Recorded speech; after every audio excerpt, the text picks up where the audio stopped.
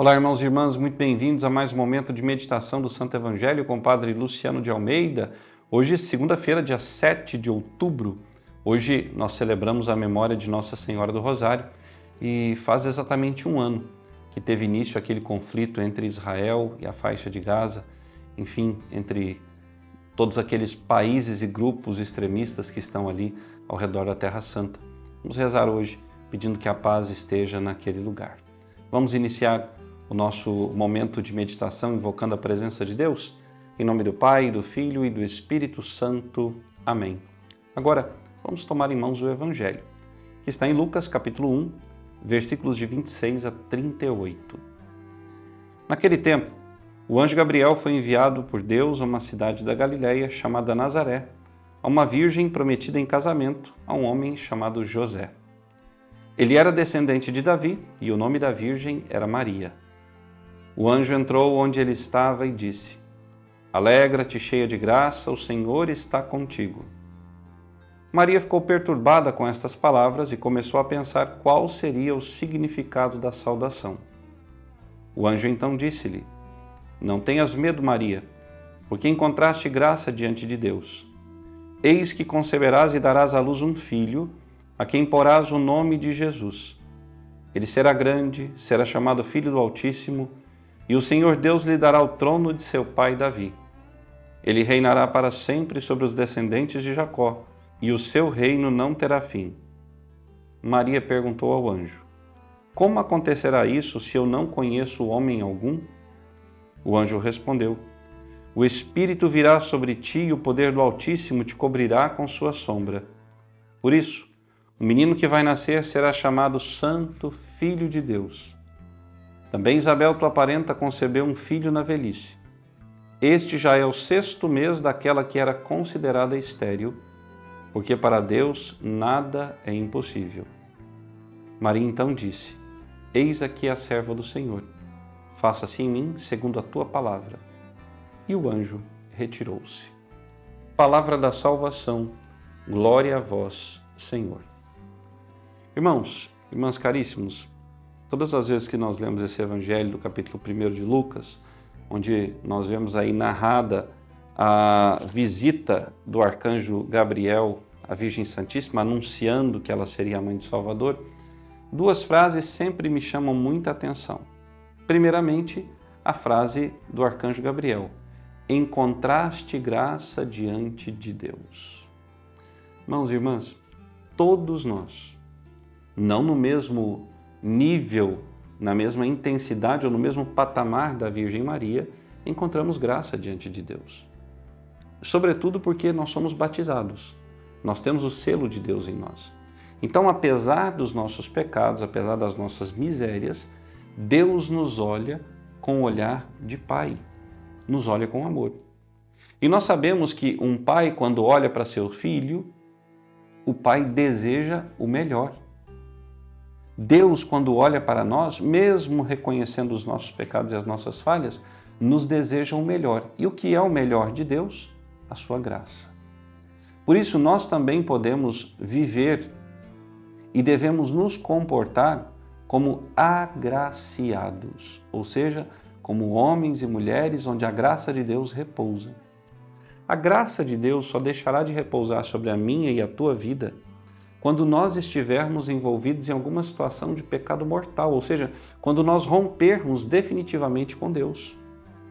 Mas a partir do momento em que nós nos arrependemos, buscamos um sacerdote através do sacramento da confissão, nos reconciliamos com o Senhor, a graça nos é devolvida. E aí nós, diante de Deus novamente, encontramos graça. Ora, eu e você somos agraciados. Agraciados porque o Senhor olha para nós com misericórdia e bondade. Porque Ele quer que nós nos salvemos. Porque Ele deseja que todos nós cheguemos ao céu.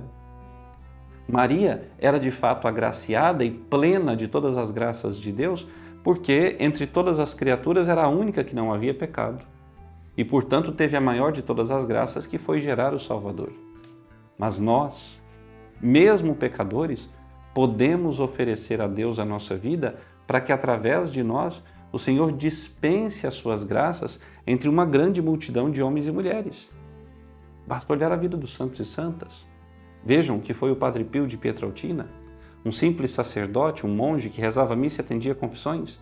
Mas quanta graça Deus não derramou na vida de tantos homens e mulheres, quantos não se converteram por causa do exemplo e testemunho e das graças recebidas por intercessão do Padre Pio? São milhares os relatos, até os dias de hoje. Homens e mulheres que verdadeiramente são entregues ao Senhor, são verdadeiras fontes da graça de Deus no meio do mundo. São agraciados. Então essa é a primeira frase do Evangelho de hoje que eu gostaria de destacar. Encontraste graça diante de Deus. Eu e você temos encontrado graça diante de Deus. E se a perdemos, não é por culpa de Deus, mas por escolha nossa. A segunda frase que eu gostaria de destacar é uma frase da própria Virgem Maria. Eis aqui a serva do Senhor, faça-se em mim segundo a tua palavra.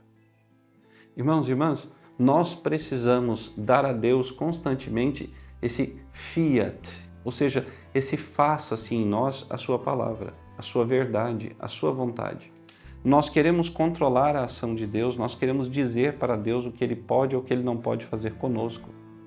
Nós somos impotentes diante disso, apesar de Deus respeitar a nossa liberdade.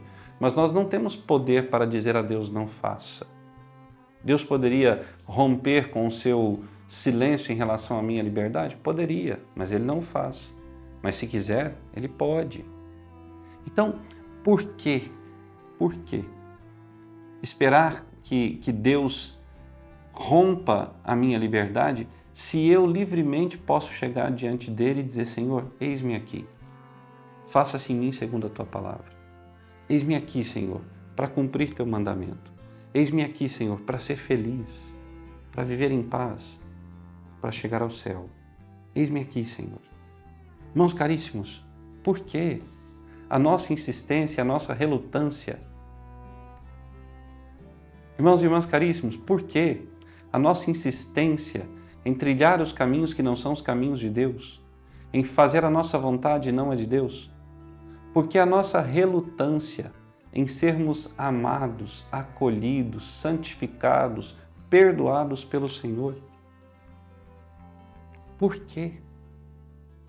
Porque eu simplesmente, como a Virgem Maria, não posso dizer, eis-me aqui, Senhor.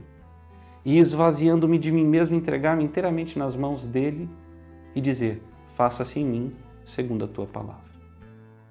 Hoje, na sua oração pessoal, eu quero te convidar a fazer isso.